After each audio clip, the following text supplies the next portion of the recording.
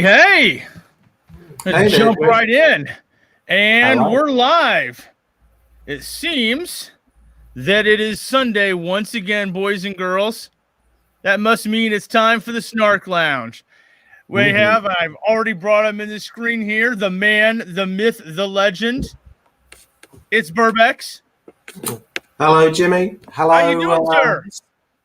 Hello, Snark Lounge viewers. I hope you're all doing well today. I can see we got Camera Face Guy, Borwen Lee. Hello, Borwen. Always a good fan. Always Caliber Wings.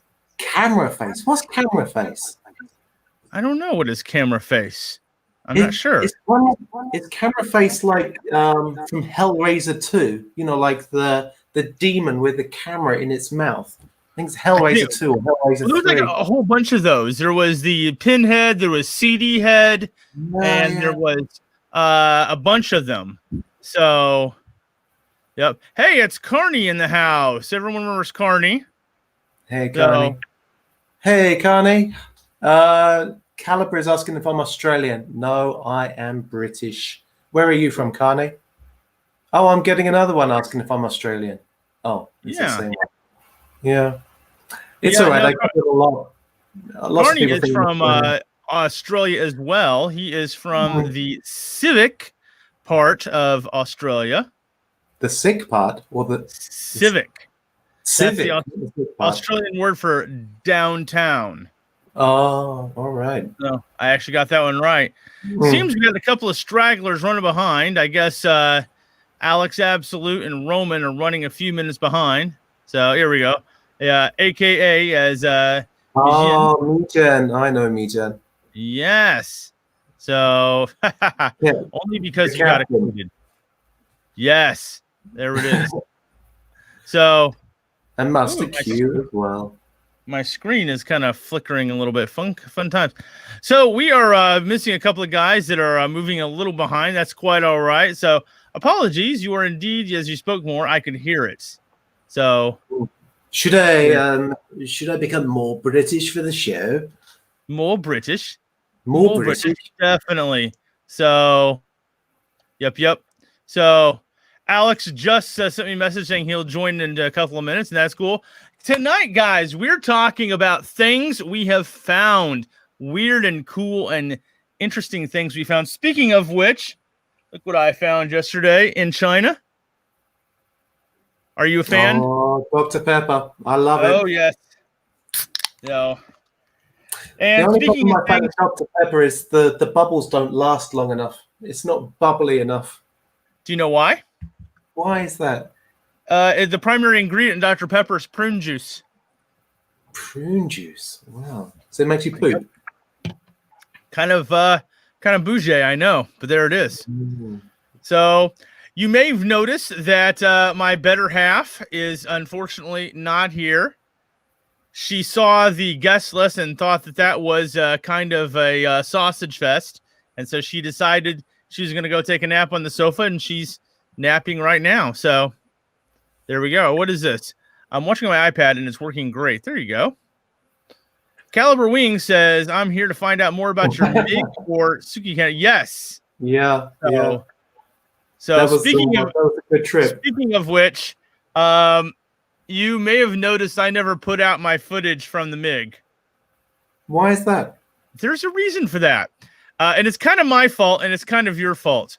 When we met to exchange footage, you copied all the footage, and then you gave it back to me. And I think you took out all of my footage and just kept the stuff you were going to use. And I assumed that was all the footage. So it's like, oh, I've got it all in one place. Cool. Yeah. So I put it on my computer and just wiped out the other to save space. And James, we'll have to go back. We'll have to go back. And then I can crawl inside. People can see you riding the Russian bitch. Right. Well, what I'd love to do is I'd love to crawl inside, but I think you might have to get behind me and kind of, give me a little push. You might need a bit of a push there, but yes. So that's true. Caliber Wing says there's no bra in the background as well. Yeah, that's true. Last week, now I know some of you guys think that was a total plant. I actually didn't mean that. I was above me here. I know you guys can't see. I've got a whole clothesline right above here. Yeah, this is actually my balcony, and I dropped one of Bunny's bras. It was hanging on the shelf last week. So, Jimmy, are you sure it was her bra, not yours? You're not got any secrets you want to tell us? You wouldn't tell. Jimmy's actually wearing ladies' underwear under his desk right now. If you give him a $20 super chat, you can see it. Yeah, well, unfortunately, Bunny's much too small for me to wear her underwear. So, yeah, that would be bad. That's bad. So, I want to kick things off. For those of you who may not be familiar with Burbex or familiar with why my screen keeps blinking on and off, that's weird. So, tell us a little bit about your channel, my friend. Sorry, I just got to go get the door. The beer has arrived. I'll be right back.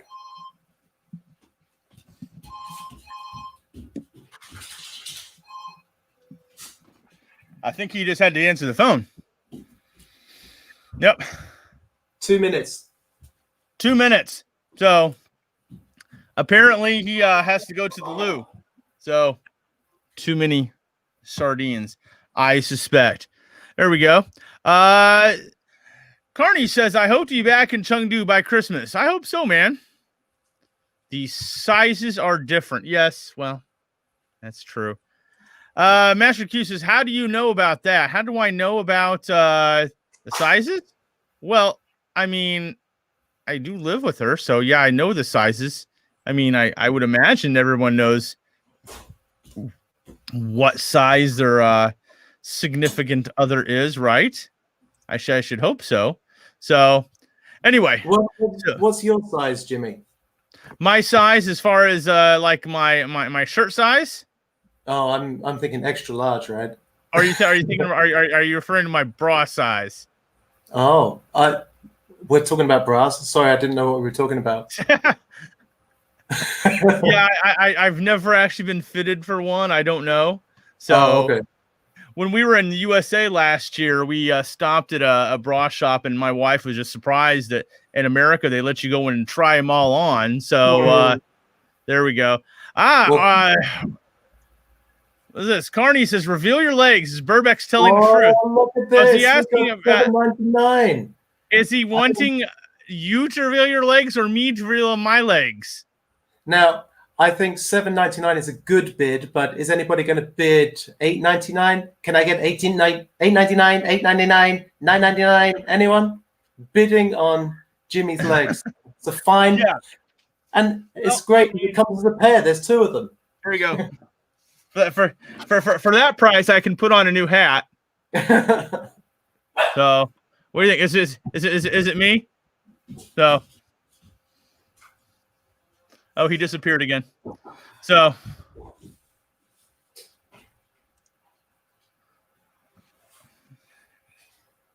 no.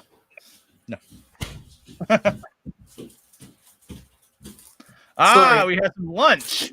Some dinner. There we go. For a moment there, I thought you were running for a bra. I tend to go braless. Probably a good choice. So yes, we definitely have to go back and check out that MiG together. But for those of you who are not familiar with your channel, tell the folks about your channel a little bit. Well, on my channel, I go and do what's called Burbex, which is where the name of my channel comes from, which is Bryn's Urban Exploration. And on my channel, we go around mostly abandoned places. They might just be like haunted places or, for example, old military installations or just places which are kind of broken down. In Chinese, they call it 破破烂烂的. 破破烂烂的 means like worn out or broken. So I go to lots of 破破烂烂的 places and I'll go into, and this is like a whole genre on YouTube, like urban explorers going to abandoned places. But my niche is that I do it in China. So, I lived in Beijing for a long time and I became I wouldn't say famous, but I was well known in Beijing for all the things that I used to do, getting into abandoned skyscrapers, going to the abandoned Olympic sites. Now I'm in Shanghai and I've been doing a lot of things here. And recently I had a video gets like 670,000 views, which is a pretty decent sized video because I explored an abandoned USSR warship called the Minsk, which is abandoned just outside Shanghai, and that's got like a really complicated history. So what I tend to do is I'll come to these places and I'll explore them. I don't tend to go in there with any preconceptions. I don't research the places before I go. I'll go in, take a look around, and then let the place speak to me before I find out things later. And so that's basically what I do. And people often come along with me. Sometimes I go on my own. Jimmy's been out with me to the forest. It was quite an ordeal. Shenzhou is saying the warship is called the Minsk, like the capital of Belarus, right? Yes, exactly. Belarus. So, for example, Jimmy and I went out to a forest on an island. Very, very difficult to get to. Jimmy was getting eaten alive by mosquitoes. And what did we find?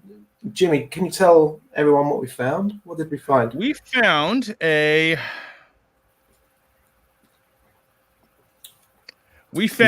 old MiG.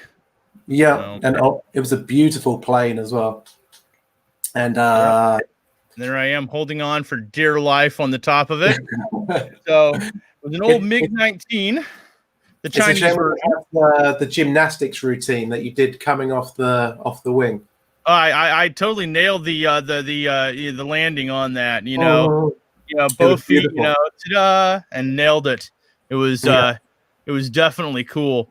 But speaking of going back to that Minsk, I noticed when you made another video recently, it seems the security has gotten a little tighter there. Yeah, that's right. How much time do we have to tell about this? Okay, I'm going to see if I can do it. I'm going to see if I can do this in under 2 minutes, right? Okay. So the Minsk, there was an accident on the Minsk, and it's probable that, a faulty torpedo exploded on the Minsk, I don't know, 10 or 20 years ago, and it blew the hull off the Minsk. So there's a whole bunch of these faulty torpedoes. It's like they're pervasive in USSR military. Apparently, it's what sunk the Kursk as well, the submarine that sank. Yeah. So this torpedo went off, and what they did as a result is they went down into the torpedo holds and just filled it up with cement so that it would just stabilize the other torpedoes. Then they took this and they sold it to the Koreans, right? Not the North Koreans, the South Koreans. They sold it to the South Koreans, but South Koreans found out from the Americans what had happened, and environmentalists said, we don't want that shit in South Korea. So the South Koreans sold it to the Chinese, and they sold it to like a state-owned company.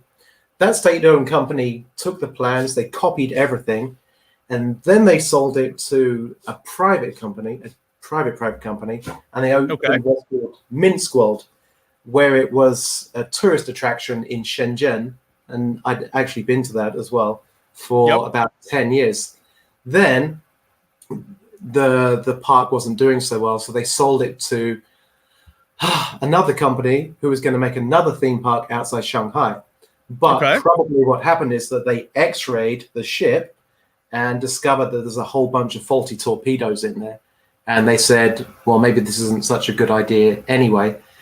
So now it's just sitting under the Sultong Bridge, just rotting, waiting to explode.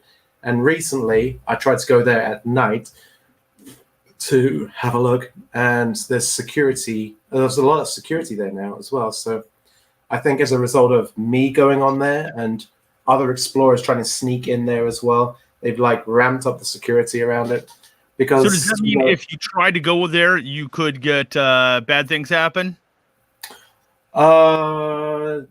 It depends. I don't think there's police there, but they do have cameras up. I was wearing a mask that night as well, but it's not a good idea to go there anymore. I know a lot of people contacted me saying, we want to go on that ship, but I don't think it's feasible anymore. It is possible, but it's just not feasible.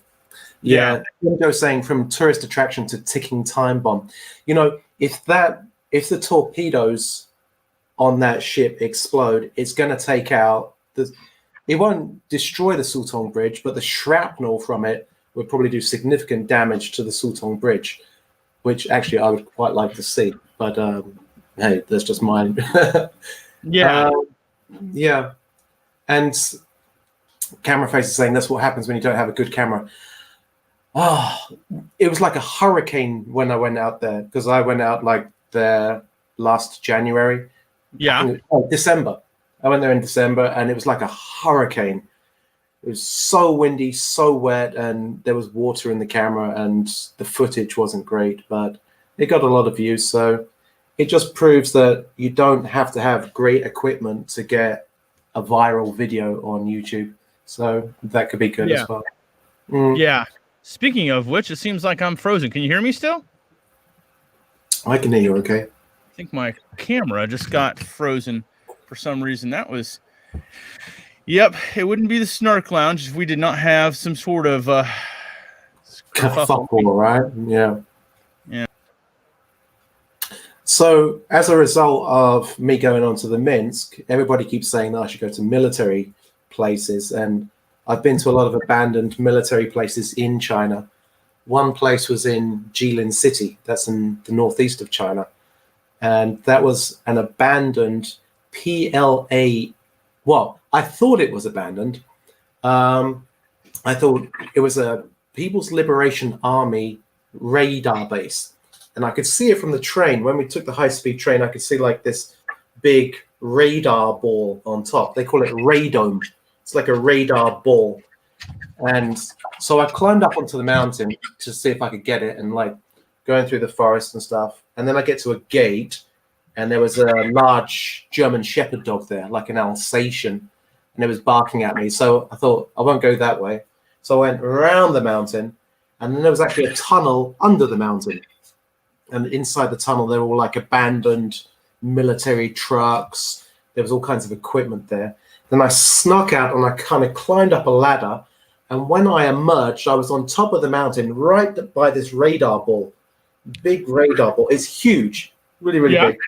I went around the edge, and I went inside, and there was a live radar inside it. There's like a big radar dish inside it. And at that point, I realized that it was actually a live military base. And I shit my pants and just ran as fast as I could. Yeah, that was quite an adventure. I'm always surprised that I can get into places like this and get out again. And as yet, I've not been arrested. Camera game is off. Alex, I'm looking blurry. Let's try and change the light a bit then. Yeah. Tonight for Fuffles, definitely. My camera seems to have completely gone AWOL. So.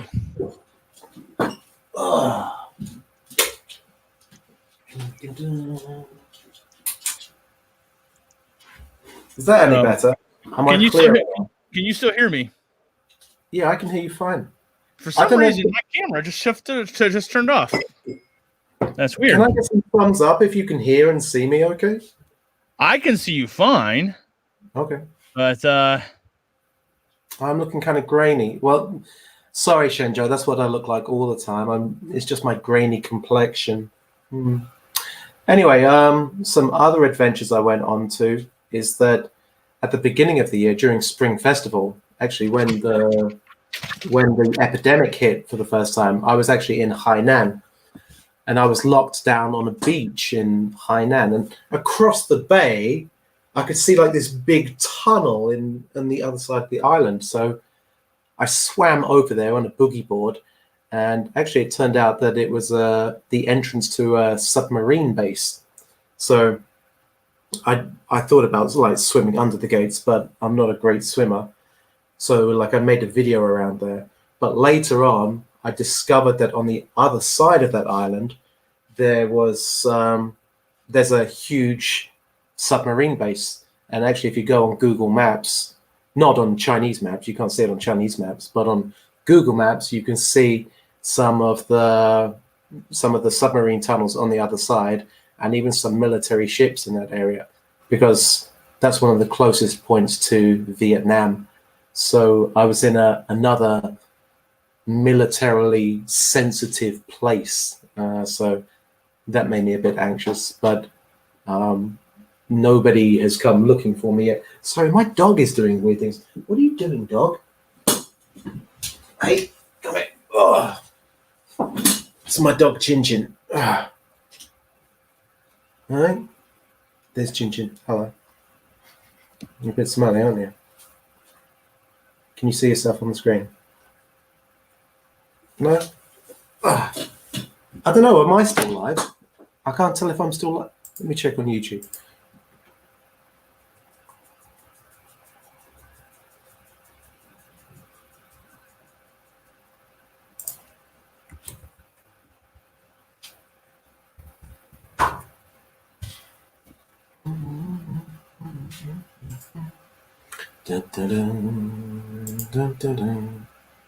Jin Jin, hello doggy. Oh, you can see me still. Oh, okay. She's not called Jin Jin, she's called Chin Chin. Chin Chin means like kiss kiss. Yeah. Okay, I guess like I'm taking over this show. Welcome to Burbex, Bryn's Urban Exploration. Yeah, we can see and hear you, Burbex, but not for Snarky. Well, that's too bad. So what else was I talking about? So yeah, I visited that submarine base, and then, like, because people were so interested in military installations, I started like researching that a bit more. And Jimmy and I, Snarky, we went out to the forest and we found an abandoned MiG-19 jet fighter. That's like from the USSR. What used to happen was that the Chinese would buy USSR Soviet planes. They would buy the Soviet planes and then copy them and then rebrand them. And so the MiG-19 became like the J6, I think, and they were made in Shenyang, which is also in the north of China. Now, welcoming Jimmy to the show. Hey, Jimmy, welcome to my show. How's it going today? There's nothing quite like the technical kerfuffle, man. I don't know. It just all went south in a hurry. So, yeah. Camera face is saying reverse engineering. This is very typical for the Chinese military. Is that they'll buy foreign products and they'll basically just rip them off. So, for example, the Minsk, the ship, it was taken and they like copied the blueprints and then they built their own, basically, the Liaoning. Also, if you look at what's the other one? It's there's actually another warship which is in another Soviet warship. Oh, the Kiev, which is in Tianjin, and they turned it into a luxury hotel. So you can go to Tianjin and you can stay in a luxury hotel, which was previously a USSR battleship. So that's pretty cool. I haven't been there yet, though. There we go. So, well, I'm not entirely convinced at this point that Alex or Roman are going to be joining us, but that's okay. So, you're talking about the different cool things you found. I've found some interesting things.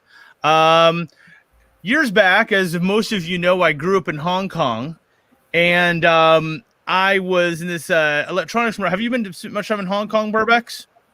Sorry, where? Have you spent much time in Hong Kong? I've explored a few places. There's like a few military tunnels, and there's like a haunted mansion up on Victoria, close to Victoria Peak. That's supposed to be like the most haunted house in Hong Kong. I love it. Yeah, so a few places in Hong Kong. There you go. So I was exploring this area called Sham Shui Po, which is kind of a computer market, and it's a little more of a gritty part of town. And I was looking to buy some computer goodies. Specifically, I wanted to buy one of these brand new 3.5-inch floppy disk, which should get an idea how long ago that was. And I had an extra Walkman tape player that I was wanting to sell. So I found a small area I was wanting to sell it, and they told me they would pay me 300 Hong Kong dollars for it. So I said, okay, no problem. So they paid me. They took it, and they said, if you go in this next room, they'll pay you your money.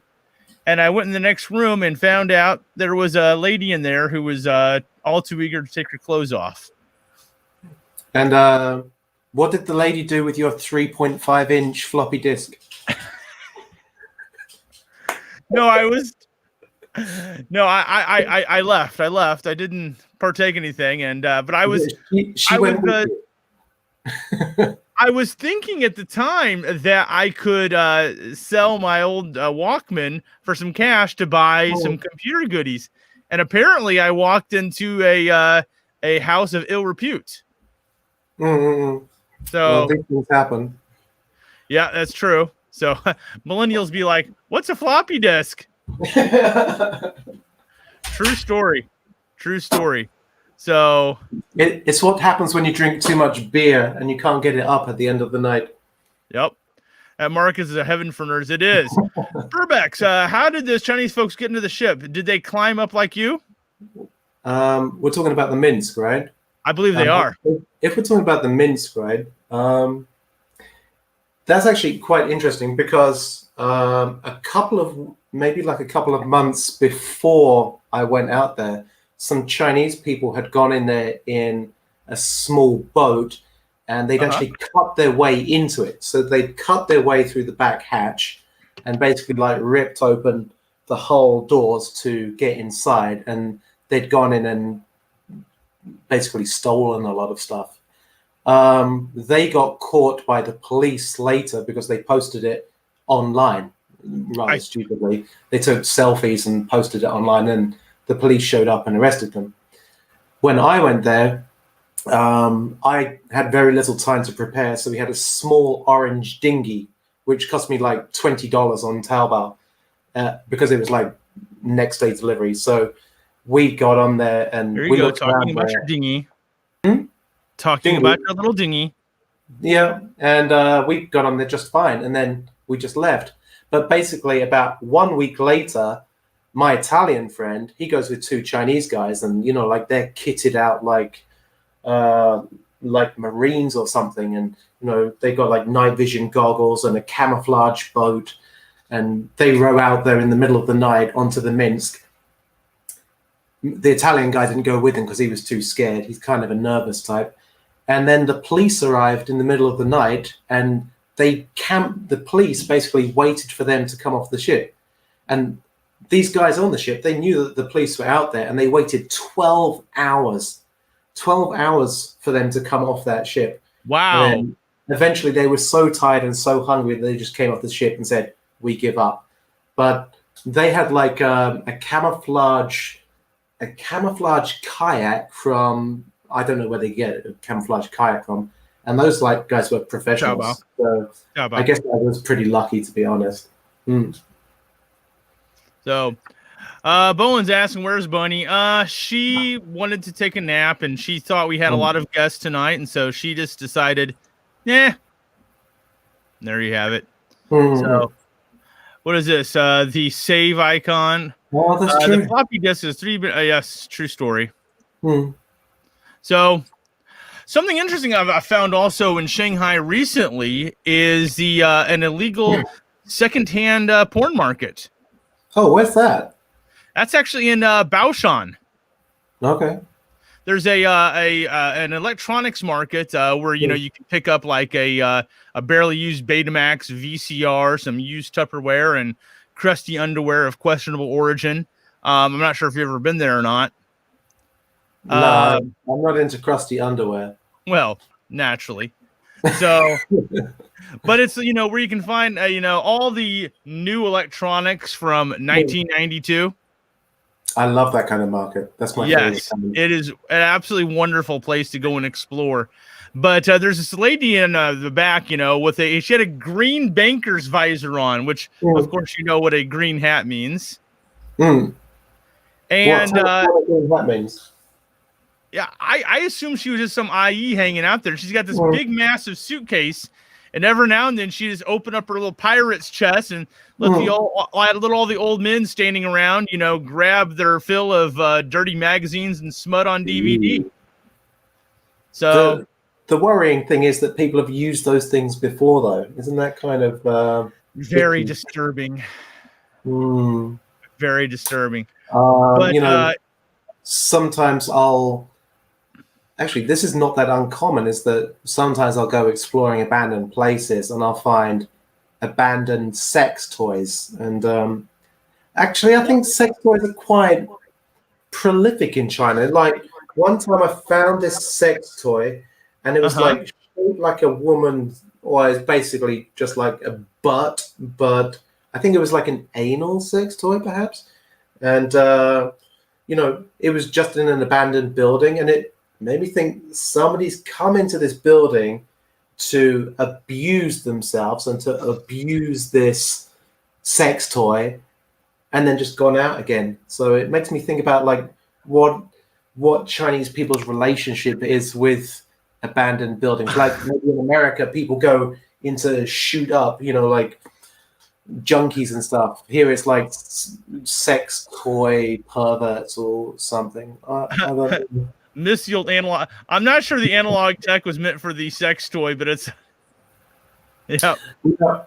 Camera face is saying, am I trying to break into the haunted house Urbex market? I am glad you brought that up because, I've done haunted house stuff before. The one in Hong Kong was pretty decent. You can check that out on my channel. But my favorite one, though, and this story is a little bit disturbing, it was in Beijing a few years ago, and there's a very old abandoned building. It was built in 1917, so it's a pretty old building for 100 years old now. And it was built by French Catholics, and it was they called it like the French Catholic school because they trained people how to be good French Catholics. You can train them to be Catholics, but not French. Ooh la la. So I'm exploring this place with my friend Judith, who is French actually, and we're going around this building, and it's pretty spooky, and we took some great photos and some great videos. We're coming out, we're finishing up the day, and we go around the back of the building, and then right by the building we see this hole in the ground, right? So I go for the hole, and it's basically a coal chute which has collapsed. Like people used to drop coal down there. Yeah. It was an entrance to the basements, right? So I said, let's go down there. So we climbed down there very carefully, and actually it gave us access to this really long tunnel. And there was a tunnel basically that ran underneath the school, underneath this building. And the tunnel was like completely, it's like a cylinder, very cylindrical, and there were rooms that came off this cylinder. So I went one way and Judith went the other. And then we're in the dark and we've got torches and stuff. And after about a couple of minutes, I hear Judith scream. I think, shit, what's happened to Judith? Because what I do is quite dangerous. So I run over there as fast as I can, and she's like pointing the torch in the corner of this, basically what's a cell. Not a cell like a prison cell, like a nun cell. She's pointing it, and she's like, ah! And I like look down on what she's pointing, and there's all these glass jars, right? These glass jars, they're about this big and this round, filled with human organs. I'm not even joking about this. Like, there were brains, there was kidneys, there was intestines, there were lungs. There's like 4 or 5 of these jars just filled with guts, and like a couple of them are like broken and let the air in, and it had gone bloody and mushy, but some of them were still perfectly preserved. And like Judith is going, what is it? So like I go and take one of the lids off. It's like a glass lid, and I pull it off, and it goes like that when I pull it off. And like inside it's just like intestines and stuff. Neizang is like internal organs. And camera face is saying like any price tags. Well, each of them had like a tag on it, and because the building at one point during communist times had been used as some kind of hospital, I think, and I think these were medical specimens that had just been abandoned at one point, because Chinese people are very superstitious. They don't want to touch dead bodies. They don't want to touch intestines and shit like that, unless it's to eat it. They'll eat it, not human ones, like pig ones and stuff. And these ones are probably, all the stuff had been moved out of this building, and then they just left it behind because it was too gross to cook out. Someone else in line. Caliber. Hey, Caliber Wings in the house. Hello, Caliber Wings. You might want to turn your volume down there. We're hearing some background.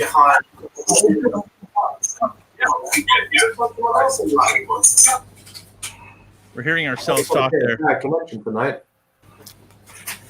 Hey, how you doing, man? I don't think he can hear us. I don't think he can hear us either. So, you can wave. Hi. So. We can hear you. So. Good. Some audio issues there. So See, he's got the one AirPod in the ear there. Hey guys, can you hear me? Can you guys hear me? Can you hear us? Can you hear me? I can hear you. Great. Hello. Hey. So, welcome to the stream, my friend. Good to see your smiling face. So, Burbex, continue your story, sir. Yeah, so that was the first time I found human organs. The first time? What? The first time? Yeah, I found human organs again. There's a big abandoned hospital in Shanghai, and that's actually a very old building as well. That was built in the 1920s, and I was sneaking around that, and I found basically the specimen room. And in the specimen room, there were all kinds of like internal organs. There was brain, there was a skeleton, all the different organs. There was even a human foot. There was an amputated foot in a glass jar. Dude. But perhaps the most disturbing was that there was an aborted fetus in glass. I remember this video. Yeah, I remember that one. That was really disturbing. That one was a bit disturbing. And I think these things get left behind because basically your average Chinese worker, your average Chinese maintenance worker just doesn't want to deal with shit like that. It's like walking around. Yeah, not creepy at all. Rojo's not feeling creepy about that at all. That's good because we're going to put a horse's head in your bed tonight. You can look forward to that. Yeah. That's right out of what was that Al Pacino movie, right? Godfather. There we go. Al Pacino movie. Yeah. All right. Wasn't he in that? Yeah. Godfather 2, right? Oh no, Godfather 1. I don't know. I've it's been so long since I've watched them, so they're good films. Just I didn't watch them that much. So sure. There we go. But I think the other strange thing is that, like I was saying, that these are the things that get left behind. And so often when I go into abandoned buildings, it's interesting to see what people did leave behind, what things they thought were important, what things they thought were just complete rubbish. And it gives you a time capsule, like when archaeologists dig up Roman encampments and they just find the trash that people leave behind. So you can tell a lot about people by the trash they leave behind. Speaking of trash, a couple years back, I was living in Dongguan, and I found this shop that claimed to be a international import shop. But my first clue is the fact that international was spelled wrong, and it was written on a cardboard sign in a Sharpie. So they had all these Sharpies. Sharpies are my favorite pen. I know. But so they had all the the standard fare stuff, but they had these little tins of meat with Russian characters on them, right? They weren't much bigger than my can of sardines here. They had Russian characters on them, and they were selling them for 2 RMB each. I bet they were delicious. But for every can they sold, they were giving away a little pack of napkins with them. Can you say La Dudze? I for the record, I did not try any, but that was straight up scary. Well, so can I plug the video that I've got coming up after this? So I've got a video going up at 9:15. So about 15 minutes after this video that we're doing right now, I have a video, and it's in an abandoned power plant outside Shanghai. It's on Chongming Island, and I went there last Sunday, and we were like exploring all the machines there. But the other great thing about it is it's kind of got this lived-in feeling, because Chinese workers would often live in these companies. So there's like squatters who live there, or the employees? No, not squatters. I mean, like literally the workers would have worked there. Like maybe in dormitories. Maybe thousands or tens of thousands of people would have worked there. So you get a sense of kind of the human side of an abandoned building as well. It's not a dead building. It's maybe a building on hiatus. So and then I get a little bit naked in that video as well, because naked urbex is a thing, if you can believe that. Like people who go into abandoned buildings and take nudie pictures. I wasn't completely nude, but for a $50 super chat, I bet you'll take your shirt off right now. Oh shit! I do it that for free. Well, there we go. If anybody wants to see me naked, go for it. So, that would get demonetized quick, or maybe not. SnarkyGuy always likes to see me naked. I don't know why. So you gotta wonder about that guy, right? So hey, Caliber Wings, how you doing, man? Can you hear us now? Hey, Jimmy, can you hear me? I can hear you great, man. Okay, I was just having some technical difficulties. Yeah, sorry about that. Hey, dude, it wouldn't be the Snark Lounge if we didn't have some technical kerfuffles. So, so we're talking about weird and strange things we found in and around China. Do you have any weird and strange things you found, sir? Not currently. Nothing strange, nothing weird. Everything seems very normal in China. For me, nothing strange at all. I know you did meet up with a very strange guy in Shanghai, though, right? Could you help me recall? He kind of looks like this. Not strange at all. Yeah, not strange at all. Yeah. So we did have some. For those of you who didn't know, Caliber Wings and I met up for some noodles in Shanghai not too long ago, and they were so spicy. Wow. Yes. Sorry, Jimmy is not really the spice guy, not the spice boy at all. I am a spice wimp. True story. So yeah. Oh, Carney says he'd do more, but only lets him do $7.99. Oh. So what is it with Australians wanting to see me naked? I don't know what the deal is. Maybe that's an Australian thing. So I think they want to find out more about the tattoos that might be in the nether regions. Oh, nether region? I don't have any tattoos on my dick, if that's what you mean. Not yet, anyway. Yeah, neither do I. So anyway, the camera's too small to deal with that. Ooh, I love the implication there. So Camera Face has asked me if I've ever ran into people with bad intentions. Yes. That happened a couple of times, right? I think something funny in China is that you don't often run into homeless people, but I have run into homeless people in China before. One time was in Beijing, and there's a place in Beijing called Andingmen, and there's this whole neighborhood in Andingmen which was getting demolished. So I kind of slid, it was about to be demolished. So I slid into a ground floor window, and I went up to the second floor in this building, and there was like a mattress on the floor, which made me think of Hellraiser, actually, like Hellraiser 2. There was this mattress on the floor with like these bottles of piss everywhere. So basically somebody had pissed in all these bottles because, I don't know, because they needed to go, right? Then I creep downstairs and I see a small shrine. And this small shrine's got like some Chinese writing on it and some joss sticks coming out of it. Okay. It looks more fresh, actually. And I look at the writing, and I used Google Translate to translate it. And it said something like, "This is a shrine to my ancestors. I am not in my Laojia, not in my hometown, but this shrine points in that direction."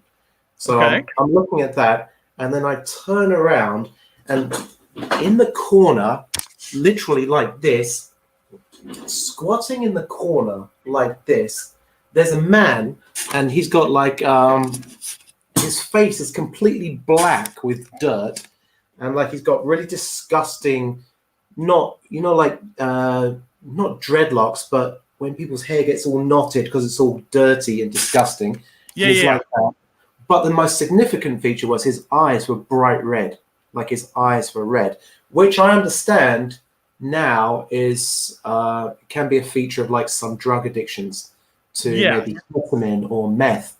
And so his eyes were like literally bright red. And I was like, shit, dude, sorry. And just went straight out the window rather than sticking around to find out about that guy.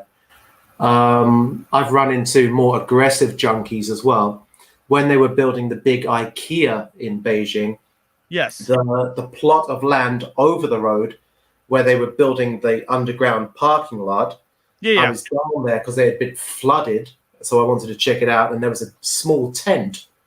So I went over to the tent and like poked it, and then the tent starts shaking, and like, oh shit, what am I going to do? And then like I take a few steps back, and then the tent unzips from the inside, and this man gets out. And he's very, very tall, Dong Beiren, or Beijing man. He gets out. He's almost completely naked except for his Y fronts, and like you could see just like these drug-fueled eyes. And I'm standing about 10 meters away, and he starts running towards me.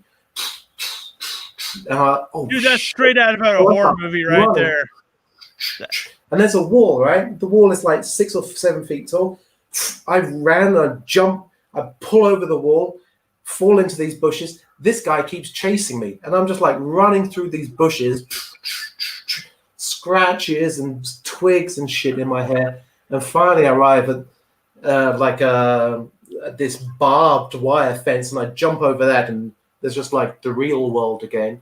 And I can see him just like running through the undergrowth behind me, and I was like, shit. And like people think that Chinese people are so mild mannered, but there's a lot of junkies in China. You don't see them so much, but there are junkies in China, especially there used to be a lot in Beijing, but not so much anymore, I think. Yeah. Seems like Burbex just described a scene from the Bourne Ultimatum. Say that again? A scene from what? I'm sorry. The way you described your escape from this guy sounds like something from like a Bourne movie. Oh, the Bourne Identity. Yeah. Yes. Kind of sounds like that. It's based on my life. Wow. So you're talking about the homeless people. Have you ever run into naked people in China, Bren? Not in China. I ran into a naked guy sunbathing in an abandoned building in Czech Republic before. Wow, the Czech. I made a video about that one, actually. There's a video on my channel about that one. I'll check that out. Like, I haven't seen that one. Burbex naked man, and you might find that one. But this has happened to me 5 times in southern China. In Dongguan. That dodgy market. No. The dodgy market is here in Shanghai. No, this is in Dongguan, which is between Guangzhou and Shenzhen, where Caliber Wings. Actually, Bowen was just asking where Caliber Wings is. He's in Shenzhen, if I'm not mistaken. In this little tier 88 town, it's happened more than one time. You'll see some guy walking at you thinking, wow, his pants almost look like oh my God, he is naked. And at the time I was walking, I had my daughters were with me at the time. They were like 10 and 12 at the time. And we're walking along, and so I'm like, trying to cover their eyes, and they're like, what's going on, Dad? What's going on? We're trying to look, But it was this dude. He had on really nice sneakers, some socks, and an over-the-shoulder bag, and nothing else. And he's just walking down the road, just wagging as he went, and he's just having a good time. This other time, we were in Jiamutou, which is a writer's village just outside of Dongguan. And this lady was walking around naked, and she kept on. It was a lady walking around naked, and she kept on rubbing her boobs up against the storefront windows until this lady came out and gave her a dress. She put it on. She disappears for like 15 minutes, and she comes back, and she's naked again. And I'm thinking, that's an original way to get clothes, I guess. Yeah. So. Yeah, that was kind of out there. So Caliber Wings, I know you've got to have seen something weird in Shenzhen down there. Really nothing that comes to mind. In fact, when you talk about the homeless people, suddenly I recalled something I saw in Hong Kong. There's this guy who is dressed up with a metal plate over his eyes. Sort of like Iron Man is like a homeless guy. So I think, why is that? It's kind of strange. Yeah, with the hair and stuff, I can relate. But Hong Kong has like an epidemic of homelessness, right? Because the house prices there are so high. Is that right? Yes. I did see a lot of homeless people sleeping underneath bridges whenever there's a bridge or something like that. So what they did in Hong Kong, when I saw, is that they actually erected small little, like pyramids to prevent people from sleeping under the bridge. Yeah. They do that underneath the overpass, so people can't sleep under there. That's horrible. I don't think that's a good idea at all. So there was another time, right? I went out with these two Spanish guys. This was in Beijing, and these two Spanish guys, they said to me, "Oh, do you want to go and find the Beijing?" Oh, this is not a very good Spanish accent. "Amigo, do you want to go out and find the Beijing underground city?" Now, the Beijing underground city is like lots of people think it's a myth, but actually, it was built by Chairman Mao in the 1960s and the 1970s. It's a huge underground complex which was supposed to house 2 million people, and it runs under most of Beijing. There used to be like tourist guides that would take you down there, but it's been locked off for a long time now. So they said, "Do you want to go down there?" And I said, "Do you know where the entrance is?" And they said, "Sure." And it was quite close to the CCTV building, the one that looks like trousers. Yeah. So we go around the back of there, and they lead me down. We go to the first building. We couldn't find it. But then we go down into the basement of the second building.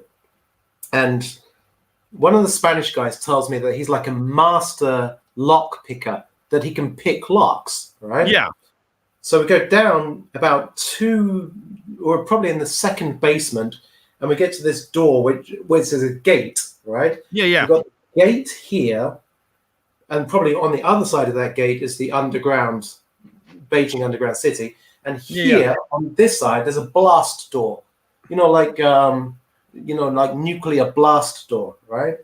So the Spanish guy, he comes up and he's got the padlock, and he's like trying to pick the lock, pick, but he can't do it. And so he says to me, "Can you do anything?" So I just go over, and it's an old rusty lock. So I just take the gates and I pull as hard as I can, and the lock just breaks, right?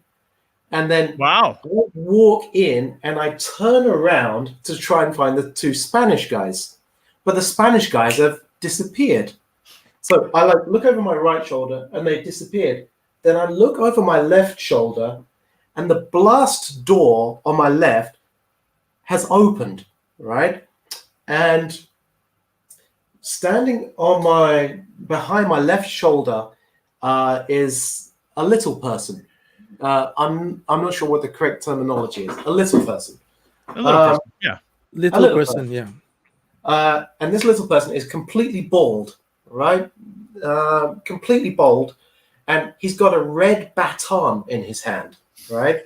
Like the ones that the cops carry, like a red light baton. Yeah. And he takes the red light baton and he starts hitting. Like he's down here and I'm up there, and he's hitting me on my shoulder with a red light baton. So I take the red light baton from him and I say to him in Chinese, "Ni da wo, wo da ni." And then I hit him on the shoulder with the red light baton. Then I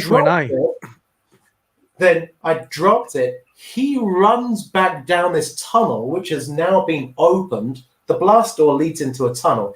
He runs off that way, and I run off up the stairs.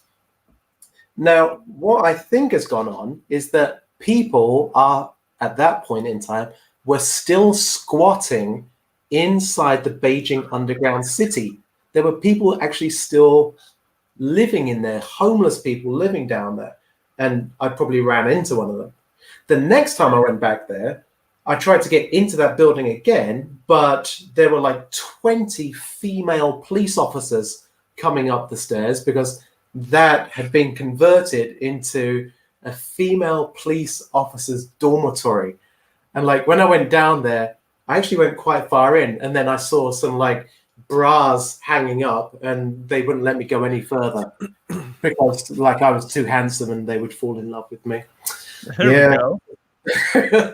So I never asking us, what does green hat mean? Green hat mean? It means cook-hold. Yes. So Shinzo says it means your partner is unfaithful. So it would be a man that wears it, not a woman. Yeah. Well, it works both ways. Works both ways, right? Yeah, I think it does. Yeah, green hat. think it does. Yeah, if the lady does it, it's the same. Yep. Yeah. Oh, okay. Yep. Well, camera face guy saying green cup, not green cup, but green hat. Green hat, green cap, green cap, green hat. Yeah. Yeah. Oh, green cap. That makes sense. Yeah. Yeah, green cap. Yeah. Yeah. So, typo. Like on St. Patrick's Day. St. Patrick's Day is a nightmare because everyone wears green hats. Walk around with your green hat on, you're like, ah! Yeah. That's always fun.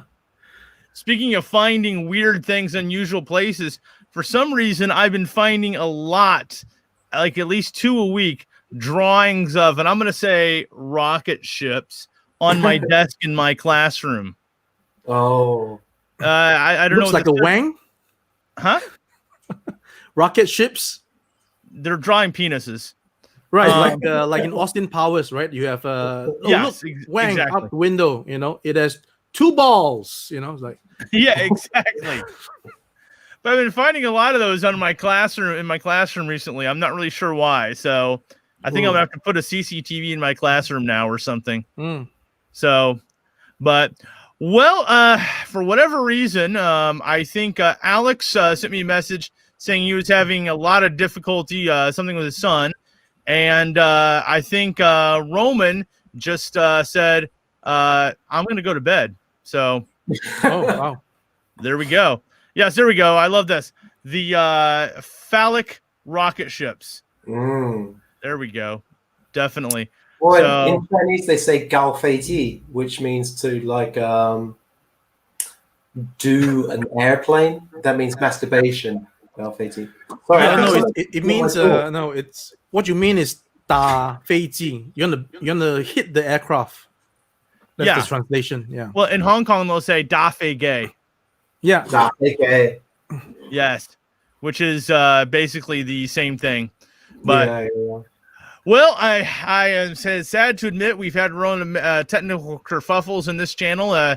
2 no shows tonight, yay! But hey, it's been a blast all the same. Caliber Wings, definitely enjoyed having you on. We should definitely schedule a show with you on it the entire time.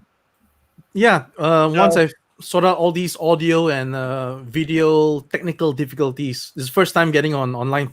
Yeah, there you go. Yeah, it's tough getting all of these things to work. And sometimes even when you have them work like mine, they just go poof. And so you never know, right? Yeah, you never know. It's the internet and technology don't always go hand in hand. But Caliber Wings, I'd like to invite you, sir, to tell us a little bit about your channel. Tell people how they can find you, and so the next time we have you on, they know how to find you.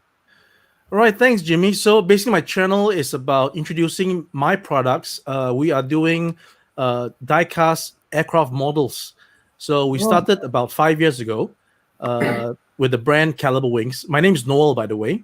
So the channel is basically me showing our customers and fans the latest in our modeling products. So like for example, we are currently working on the F-16 Viper. So I'll put up videos that shows the model's development, how we produce the 3D models, and then the tooling for the die cast, and then subsequently the actual production of the model itself. So these are all finished, hand painted, tempo printed scale models in die cast. And that's basically what my channel is all about. And you can also find us on Facebook, Facebook/Caliber Wings. We're also having our own website, caliberwings.com. And yeah, if you're into scale models, you like the F-16, the F-14, you can't build it yourself in a model kit, you might want to try to pick one up. Nice. So do you have like a MiG-19? Do you have MiGs like MiG-19, MiG-23? Currently, like Burbex, my only Russian model is the Sukhoi Su-24. And I'm currently working. Right? Yeah. I'm also working on the Su-17, and I am actually doing some MiGs next year, starting with the MiG-31 Foxhound. We should work together on something like that. Absolutely. I can promote you in my channel. Absolutely, sir. Yeah. I just want like a mini Snarky hanging on the top of one. That would be awesome. You know what? There are various schemes where they actually use the shark's mouth as the decoration livery on the models. So yeah, Sharky, Oh, SnarkyGuy. yeah. Nice. So Burbex, close us out. Tell us everyone how they can find your channel, anything you have coming out in the future on your channel. I have a video coming out in 11 minutes. It goes live in 11 minutes. We're exploring an abandoned power station just out Shanghai. There's a link to my channel in the description underneath this live stream. Make sure you hit like and subscribe when you arrive. I get a bit naked in that video too. So if you like to see my man meat, you can see some of my muscular body. Also, for those people who like urban exploration, it's a really good kind of introduction to Chinese urban exploration. I give a lot of details. This one is actually kind of a longer video than usual as well. It's about half an hour, so get maximum value.